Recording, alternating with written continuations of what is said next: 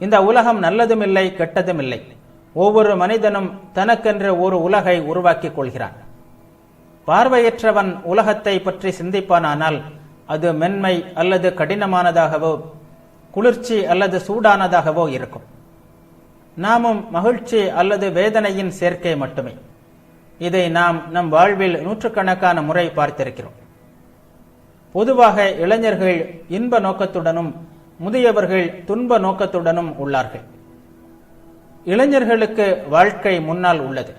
வயதானவர்களுக்கோ தங்கள் காலம் கடந்து விட்டதென்று குறைபட்டுக் கொள்கிறார்கள்.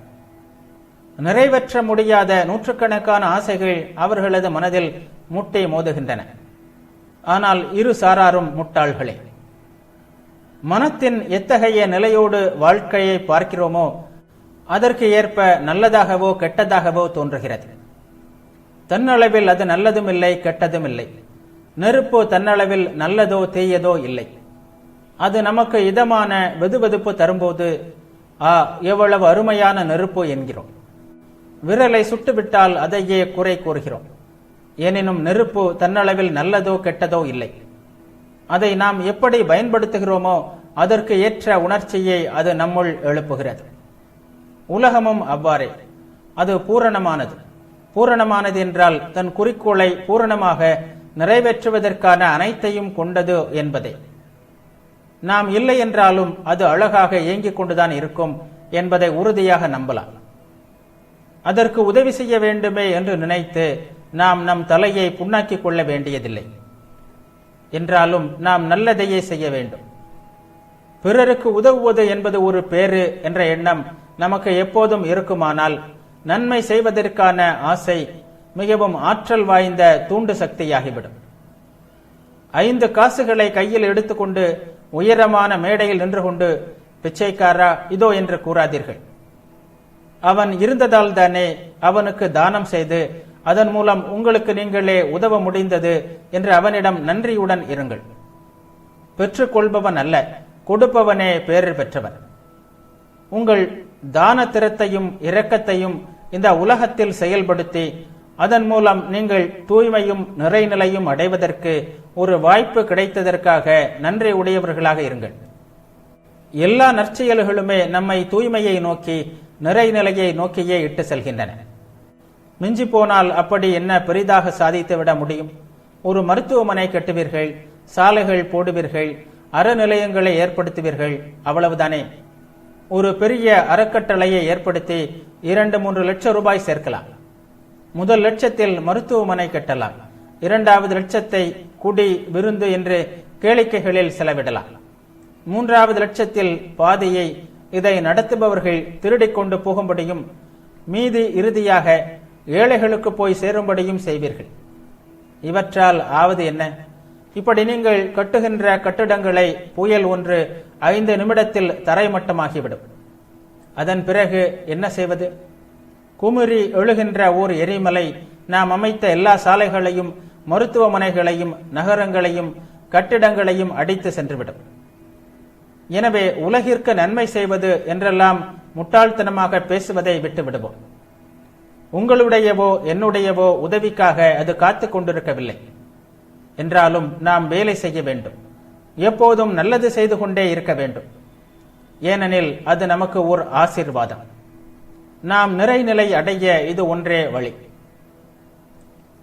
நாம் இதுவரை உதவி செய்துள்ள எந்த பிச்சைக்காரனும் நம்மிடம் ஒரு சல்லை காசுக்கும் கடமைப்பட்டவன் அல்ல. எல்லா வழிகளிலும் நாம் தான் நன்றி கடன் பட்டிருக்கிறோம். ஏனெனில் நமது தான சிந்தனையை தன் மீது செயல்படுத்த அவன் நம்மை அனுமதித்திருக்கிறான். நாம் உலகத்திற்கு நன்மை செய்துவிட்டோம் அல்லது செய்ய முடியும் அல்லது இன்னாருக்கெல்லாம் நாம் உதவி செய்வோம் என்றெல்லாம் நினைப்பது முற்றிலும் தவறு. அது முட்டாள்தனமான எண்ணம். முட்டாள்தனமான எண்ணங்கள் துன்பத்தை தான் கொண்டு வரும். நாம் யாரோ ஒருவருக்கு உதவி செய்ததாக எண்ணி அவர் நமக்கு நன்றி பாராட்ட வேண்டும் என்று எதிர்பார்க்கிறோம். அவன் அப்படி செய்யாவிட்டால் நமது மனம் வேதனைப்படுகிறது. நாம் செய்பவற்றிற்கு ஏன் பிரதிபலனை எதிர்பார்க்க வேண்டும்? நீ உதவி செய்தவனிடம் நன்றி கொள், அவனை கடவுளாக எண்ணிக்கொள். சகோதரர்களுக்கு உதவி செய்வதன் மூலம் இறைவனை வழிபட அனுமதிக்கப்பட்டது ஒரு பெரும் பேறு அல்லவா? நாம் உண்மையிலேயே பற்றற்றவர்களாக இருப்போமானால் இந்த வீண் எதிர்பார்ப்புகளிலிருந்து வருகின்ற வேதனையிலிருந்து தப்பித்துக் கொள்வோம். எப்போதும் உற்சாகத்துடன் நற்செயல்களை செய்தபடி இருப்போம். பற்றற்று செய்யும் செயலினால் ஒருபோதும் துன்பமோ துயரமோ வருவதில்லை. இந்த உலகம் சுகதுக்கங்களின் சேர்க்கையாக என்றென்றும் இவ்வாறே போய்க் கொண்டிருக்கும். ஒரு ஏழை இருந்தான், அவனுக்கு பண ஆசை வந்தது. எப்படியாவது ஒரு பூதத்தை வசமாக்கிவிட்டால் பணத்தையும் தான் விரும்பும் எதையும் கொண்டு வருமாறு செய்யலாம் என்று அவன் கேள்விப்பட்டான். எனவே பூதத்தை வசமாக்க துடித்தான். பூதத்தை பிடித்து தருபவரை தேடி அலைய தொடங்கினான். கடைசியாக சக்தி வாய்ந்த முனிவர் ஒருவரிடம் போய் சேர்ந்தான். அவரது உதவியை நாடினான். பூதத்தை வைத்துக் கொண்டு என்ன செய்ய போகிறாய் என்று கேட்டார் அந்த முனிவர். அதற்கு அவன், முனிவரே, எனக்காக வேலை செய்வதற்குத்தான் பூதம் வேண்டும். தயவு செய்து அதை பிடிப்பது எப்படி என்று எனக்கு சொல்லிக் கொடுங்கள் என்று வேண்டினான். அதற்கு அந்த முனிவர், வீணாக குழம்பாமல் வீட்டிற்கு போ என்று அறிவுரை கூறி அனுப்பினார். ஆனால் மறுநாள் அவன் மீண்டும் அந்த முனிவரிடம் சென்று, எனக்கு ஒரு பூதத்தை கொடுங்கள், எனக்கு கண்டிப்பாக பூதம் வேண்டும் என்று கேட்டபடியே இருந்தான். விருப்புற்ற முனிவர், இதோ இந்த மந்திரத்தை பெற்றுக்கொள். இதனை நீ சொன்னால் பூதம் வரும். நீ சொல்கின்ற வேலைகளை எல்லாம் செய்யும். ஆனால் ஒரு விஷயத்தில் நீ எச்சரிக்கையாக இருக்க வேண்டும். பூதங்கள் பயங்கரமானவை. அதற்கு நீ எப்போதும் வேலை கொடுத்து கொண்டே இருக்க வேண்டும். தவறினாயோ அது உன் உயிரை வாங்கிவிடும் என்றார். அது ஒன்றும் சிரமம் அல்ல. ஆயுள் காலம் முழுவதும் வேலை கொடுக்க என்னால் முடியும் என்று கூறி புறப்பட்டான் அவன். அங்கிருந்து நேராக ஒரு காட்டிற்கு சென்ற அவன் அங்கு அமர்ந்து முனிவர் கொடுத்த மந்திரத்தை ஜெபிக்க ஆரம்பித்தான்.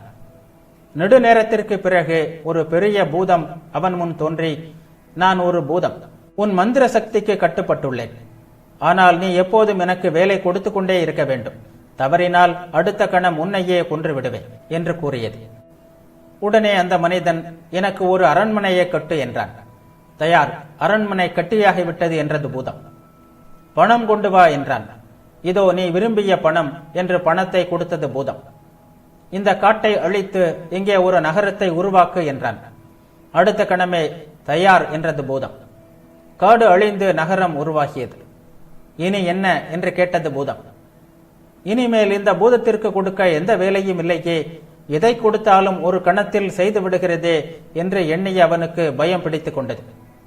அதற்குள் அந்த பூதம், வேலை கொடுக்கிறாயா இல்லை உன்னை விழுங்கட்டுமா என்று உரிமையது.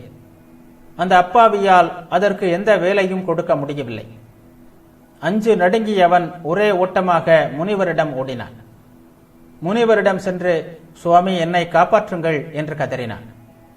நடந்தது என்ன என்று அவர் கேட்டதும், அந்த பூதத்திற்கு கொடுக்க எந்த வேலையும் இல்லை. நான் எதை சொன்னாலும் அது கண்ண நேரத்தில் முடித்து விடுகிறது. வேலை கொடுக்காவிட்டால் என்னையே தின்றுவிடப் போவதாக இப்போது பயமுறுத்துகிறது என்று பதிலளித்தான். அதற்குள் பூதம் அங்கேயே வந்து, உன்னை தின்னப் போகிறேன் என்று கூச்சல் போட்டவாறே அவனை பிடிக்க எத்தனித்தது. அந்த மனிதன் நடுநடுங்கி தன்னை காப்பாற்றுமாறு முனிவரிடம் கெஞ்சினான். முனிவர் அவனிடம், பயப்படாதே, நீ தப்ப நான் ஒரு வழி கூறுகிறேன். சுருண்ட வாளுடன் அதோ ஒரு நாய் நிற்கிறதே, பார்த்தாயா? வாளை உருவி அதன் வாளை வெட்டு. அதை அந்த பூதத்திடம் கொடுத்து நேராக்கும்படி சொல் என்றார். அவனும் அவ்வாறே வெட்டி பூதத்திடம் கொடுத்து இதை நேராக்கு என்றான். பூதம் சுருண்ட நாய் வாளை கையில் பிடித்துக் கொண்டு நிதானமாகவும் எச்சரிக்கையாகவும் நிமிர்த்தியது. ஆனால் விட்ட மறுகணமே அந்த வாள் சுருண்டு கொண்டது. மறுபடியும் சிரமப்பட்டு நிமிர்த்தியது. விட்டதும் உடனே சுருண்டு கொண்டது. மறுபடியும் மிகுந்த சிரமத்துடன் நிதானமாக நிமிர்த்தியது. விட்டால் பழைய கதைதான். இப்படியே நாட்கணக்கில் முயன்ற பூதம் இறுதியில் களைத்து விட்டது. அதன் பிறகு அது அந்த மனிதனை பார்த்து, என் வாழ்நாளில் இப்படி ஒரு சங்கடத்தில் மாட்டியதில்லை. முதிர்ந்த திறமை வாய்ந்த ஒரு பூதம் நான். இதுவரை நான் இப்படி ஒரு துன்பத்திற்கு ஆளாகியதில்லை. நாம் ஒரு ஒப்பந்தம் செய்து கொள்வோம். நீ என்னை விட்டுவிடு. நான் உனக்கு கொடுத்த அனைத்தையும் அதற்கு பதிலாக வைத்துக்கொள். நான் உனக்கு துன்பமும் தரமாட்டேன் என்றது. அந்த மனிதன் மகிழ்ச்சியோடு பூதத்தின் உடன்பாட்டை ஏற்றுக்கொண்டான். இந்த உலகமும் நாயின் சுருண்ட வாள் போல்தான் இருக்கிறது. அதை நிமிர்த்துவதற்காக மனிதர்கள் காலம் காலமாக முயன்று வருகிறார்கள். ஆனால் விட்ட உடனேயே அது சுருண்டு கொள்கிறது. சுருண்டு கொள்ளாமல் வேறென்ன செய்யும்?